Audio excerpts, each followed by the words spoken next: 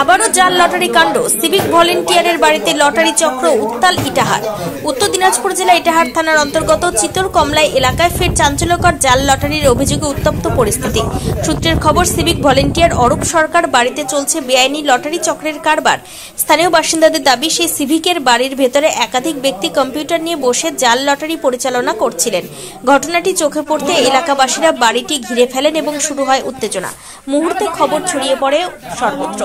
তবে এই ঘটনার পরেও একাধিক প্রশ্ন রয়ে যাচ্ছে। এলাকাবাসীরা ক্ষোভের সঙ্গে বলছেন, যদি একজন সিভিক বাড়িতেই এমন বেআইনি কর্মকাণ্ড চলে, তাহলে সাধারণ মানুষ কিভাবে নিরাপত্তা আশা করবে?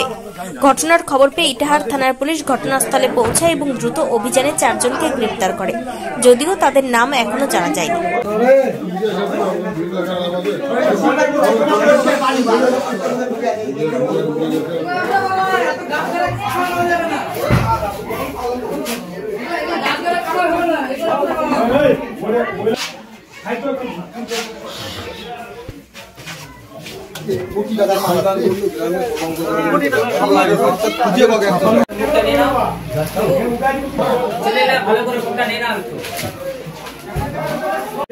আপনি কি করেন দাদা?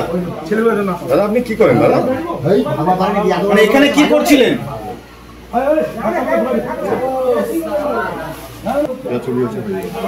দাদা আপনার নামটা কি?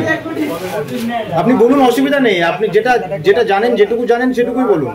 এখানে কি হচ্ছিল সেটা যদি একটু বলেন।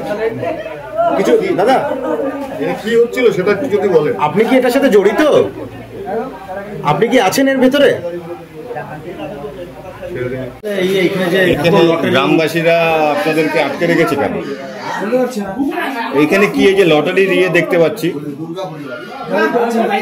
আপনি কি করেন?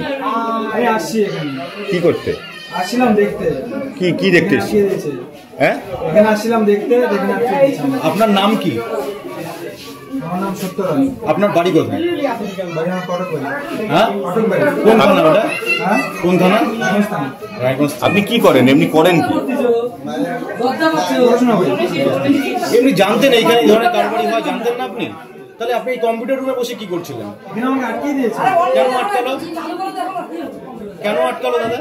কখন জানতে পারলেন? আমরা সন্ধ্যাবেলায় জানতে পারলাম যে এই ঘরে 3-4টা ছেলে কম্পিউটার নতুন অবৈধ লটারি থেকে এনে ভর্তি করেছে।